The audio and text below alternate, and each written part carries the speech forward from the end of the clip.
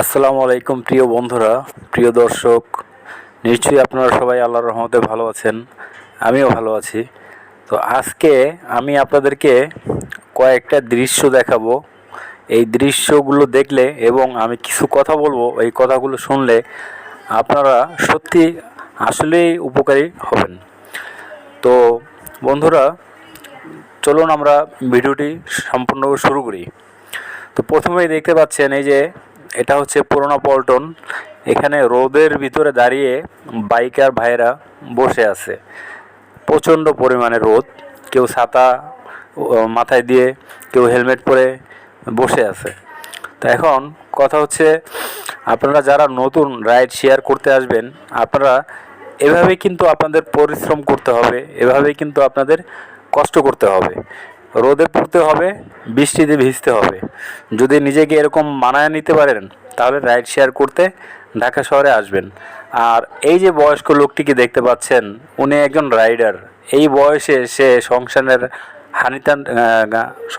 হানি টানতে সে এখন bike ride share করে। তার অনেক বয়স হয়েছে, দেখেন তাকিয়ে সে বসে ট্রিপের জন্য বসে আছে।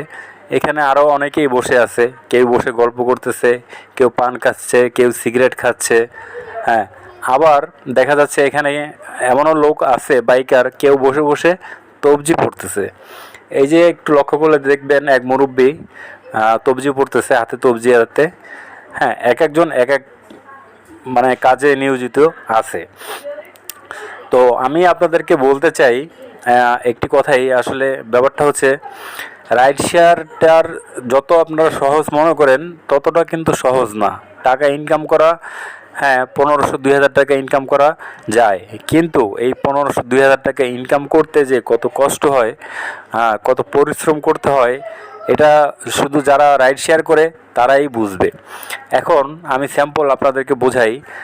আপনি মাঠে একটা খেলা চলতেছে, খেলা আপনি দর্শক হয়ে সেই খেলা দেখতেছেন, কিন্তু মনে মনে স্বপ্নে আপনি ভাবতেছেন যে আমি যদি এরকম খেলোয়াড় হতে পারতাম।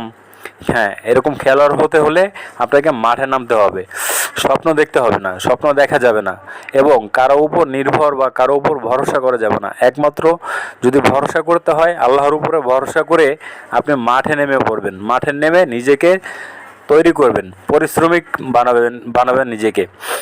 ঠিক আছে? এই যে ভাইটিকে, এই যে দেখতে পাচ্ছেন, এই ভাইটি হাসি খুশিভাবে কথা হয়। তাকে জিজ্ঞাসা করলাম, সে বলতেছে যে ভাই, প্রচণ্ড পরিমাণে কষ্ট রাইড শেয়ার করা। তো কষ্ট হলেও একটা আনন্দ আছে। হ্যাঁ, সে এই আনন্দ কথাটা আমি আসলে বলবো না। যখন আপনারা রাইড শেয়ার করবেন, তখন আপনারা বুঝবেন যে আসলে আনন্দটা কোথায়। তো এই আমি আপনাদেরকে বোঝাতে চাইছিলাম যে রাইড শেয়ার পেশাটা আসলে কষ্টকর, আবার সুখেরও। দেখা যাচ্ছে ভালো টাকা ইনকাম করা যায়, হ্যাঁ, অনেক টাকা ইনকাম হয়, কিন্তু কষ্ট করতে হবে, পরিশ্রম করতে হবে। কোনো স্বপ্ন দেখা যাবে না, শুয়ে কারো উপর ভরসা করা যাবে না, এবং ধৈর্য ধরতে হবে, এবং দক্ষ একজন রাইডার হতে হবে। আমি আরেকটা জিনিস আপনাদেরকে দেখাচ্ছি। দেখেন, আমাদের ঢাকা শহরের আইন, যেখান দিয়ে মানুষ পথচারী পারাপার হবে, সেখানে সিএনজি প্রাইভেট কার দাঁড়িয়ে আছে। হ্যাঁ, এই জিনিসটা যদি বিদেশে হতো, এই সিনটা, তাহলে বিদেশে এই 3টা গাড়ি যে কত টাকা জরিমানা হতো জানা নাই।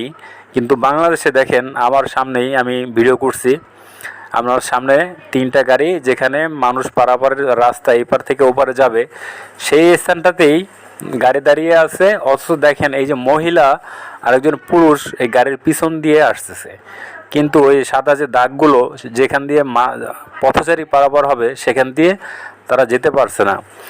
তো এই রকম যদি আইন বাংলাদেশে থাকে, তাহলে তো আইন ভঙ্গ তো হচ্ছেই। এগুলো আসলে সবার নজর দেওয়া উচিত, এবং আমাদের সবারই এরকম আইন মানা উচিত।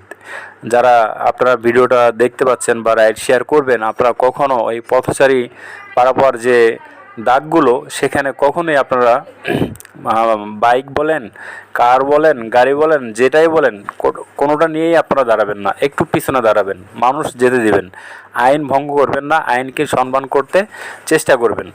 তো বন্ধুরা, এখন আমি আপনাদেরকে নিয়ে আসছি এখানে Kamalapur rail station, Khalil garments, যেখানে খলিল গার্মেন্টস নামে একটা আছে প্রতিষ্ঠান, সেখানে শ্রমিকরা বেতনের জন্য ধর্মঘট করতেছে। রাস্তাঘাট আজকে সব বন্ধ করে দিয়েছে তারা। পুরো আজকে ঢাকা শহর জ্যামজট গেছে। মানে এখানে তারা অবস্থান নিয়েছে, কেউ শুয়ে আছে, কেউ বসে আছে, কেউ দাঁড়িয়ে আছে। হ্যাঁ, মানে চারদিকে রাস্তাঘাট সম্পূর্ণ সব কিছু একদম টোটালি বন্ধ। কোনো গাড়ি কোথাও লড়তে পারতেছে না, চুল পরিমাণ পর্যন্ত। তো এখানে কমলাপুর যখন এই অবস্থাটা হয়, মতিঝিল, গুলিস্তান, অন্য অন্য এলাকা যে আশেপাশে আছে সব জায়গায় ঢাকা শহরে আজকে মোটামুটি জ্যাম দেখা গেছে, শুধু এই অনশন যারা করেছে এদের কারণে।